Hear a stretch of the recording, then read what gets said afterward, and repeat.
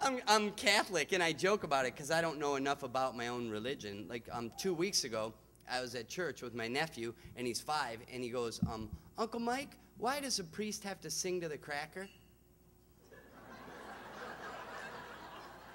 I'm like, shut up, you know, and because he does. Even if you're not Catholic, you've seen it. Like the priest gets all into it. He's like, through him, with him, in the unity of the Holy Spirit, all glory and honor is yours, Almighty Father, forever and ever. Yeah, he has to sing to his food. How embarrassing would it be to go out to eat with him? You're out at lunch at McDonald's, he's all 2 all-beef patties, special sauce, lettuce, cheese, pickles, onions on a sesame seed bun. Ba-da-ba-ba-ba. Like you'd always say that. You'd always say that. You know what's funny about that joke is after I wrote it, it occurred to me that, you know, he wouldn't even get a Big Mac. He would get a fish fillet. Like, and he would order all religious, like I say on To You, Brother. I will have the combo number 12 with a Coke. If I was working there, I'd be like, so let it be written. So let it be done. I love that we had such a beautiful day today.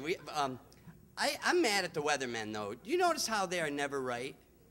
I hate that. We need to hold them accountable. It is not fair how, they do that thing when they go, it's 10 degrees, but with the wind chill factor, it's 1 below. And in the summer, they go, it's 80 degrees, but with the heat index, it's 91.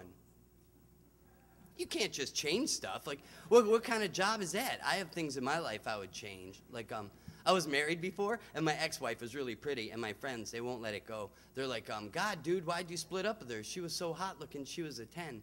And she was a 10, but with the mother-in-law index, she was a 2. Yeah, that's right. You can't just change stuff.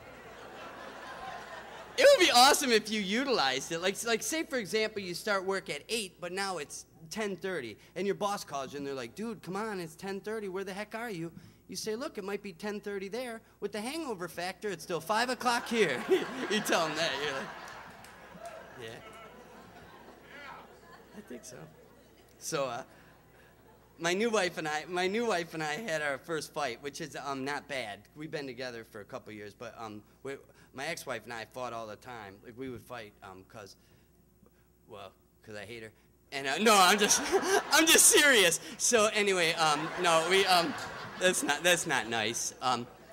But my new wife and I fought because I was watching the baseball game, and she was doing laundry, and she said, honey, will you put the load of laundry that's in the washer in the dryer and bring up the load that is in the dryer? So I go, could I wait till a commercial? And I hear this from the kitchen. I hear this.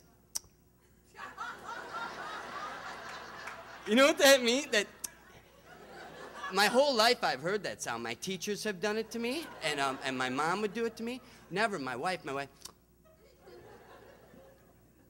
I go, all right. So commercial comes, I run downstairs. I put the load of laundry that's in the washer in the dryer. I bring up the load that is in the dryer. Now, bear in mind, she is folding clothes at the table. So I set them down, and then I go back to watching the game. And she goes, then I hear this sound. And I'm like, what? She goes, aren't you going to help me fold these? And I'm like, nope. And then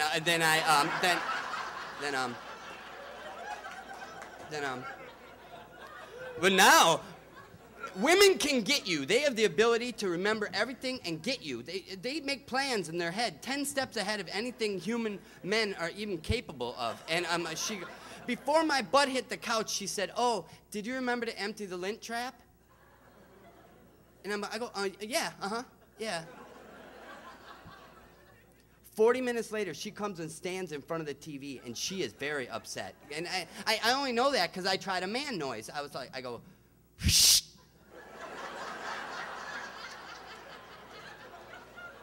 But my noise didn't work. So I'm like, what? And she goes, why did you lie to me about emptying the lint trap? And I go, I didn't lie. I emptied. I'm taking it to my grave at this point. I'm not telling her. I'm not telling her. She said, no, you lied. And I go, no, I didn't. And you know what she had with her? She had the lint. She had brought the lint upstairs. Yeah. Proceeded to give me a seminar about 2 different layers and 2 different colors, 2 different loads. I'm like, fine, I didn't know you worked for CSI Lint Division. This is lint trapment. I plead lint sanity. I wish I would have thought to say that. Anyway. My ex-wife and I fought in public. That is horrible. We fought at the grocery store. I had the cart. If you have the cart, you are in charge of it. And I didn't know that. And I see the coffee that I get, but I had passed it. So I thought, what's the harm? I'm just gonna. When I come back to the cart, she's at the cart, and she is mad. She had that look on her face and starts talking like a ventriloquist. You know how women do that? Where they could say mean stuff, but their lips don't move, and you're the only one that can hear it. She said, did you just leave the cart unattended? Right away, I'm like, who said that? You know, I wasn't even sure it was her. You know why she was mad? Women know. Do you know why?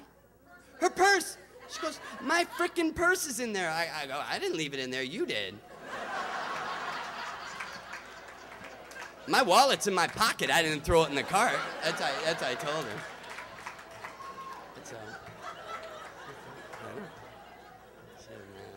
It's not, and she said, what happens if somebody puts something in the cart? And I'm like, who would do that? And it's not like you're not gonna notice. It's not like you're gonna get to the cash register and they're like, that's $875, and there's a lawnmower in there and 3 hams, and you're like, oh, that's not mine. Somebody put that in when I went for the coffee. My ex-wife and I have a little boy together. I didn't know what that entails. She got a book. Women get a book when they're pregnant called What to Expect When You're Expecting, which is scary. It's a scary book. It's written by Stephen King. In the 6th sentence, 6th chapter, 6th paragraph, this is a direct quote. It said, thanks. It said, in the 3rd trimester, you could expect some hormonal changes that may result in mood swings. And when I read that, I thought that doesn't sound too bad. Let me tell you what that means in real life. For 3 months, she was mad at me for everything I had ever said. All of that being said, I'll tell you the story. I drove home all night. I got home at 5:30 in the morning.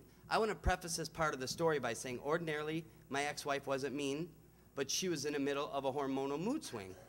And I'm sleeping, and I found out something very important about being married, and that is this. You don't even have to be awake for women to get mad at you. And by 6:15, she was fed up with mine. So she decided she was gonna wake me up and tell me what a jerk I was being while I was sleeping. And I don't care that she woke me up. It was more how she woke me up, because she woke me up by poking me in the head. Not tapping me, poking me. I look up at her. She's visibly upset and shaking, and she looked like she might even start to cry. So right away in my head, I'm like, don't laugh, you know. And then, right. With her finger on my face, she swore. I won't say it now, but with her finger on my face, she said, how do you want your eggs, you SOB, like that. And I was like, later, crabby, you know, and which, that's the wrong answer, but that's 10 times better than my initial thought. Because I'm a comedian, I filtered my thoughts. When she said, how do you want your eggs, I thought, apparently unfertilized. But, you know, I didn't say that. I didn't even say that. You know. She ran across the house and locked herself in the bathroom, and I knocked on the door to see if I could help her, and I could hear her in there. She's like, red rum, red rum. She's all like, Danny isn't here, Mrs. Torrance. Whatever, so, she was mad at me because she lost her mascara. And it had rolled off the counter in the bathroom into the garbage. We later found out, apparently while I was in Chicago, I was in charge of mascara, and nobody told me. So now I'm helping her look for it, but I don't have the nerve to tell her that I don't know what mascara is. But I can't tell her that, because she would be like, nothing I have matters to you, and everything that's important to me isn't important to you, and why don't we have more in common? I don't want to wake up in the basement with her standing over me going, it puts the lotion on its skin or else it gets the hose again.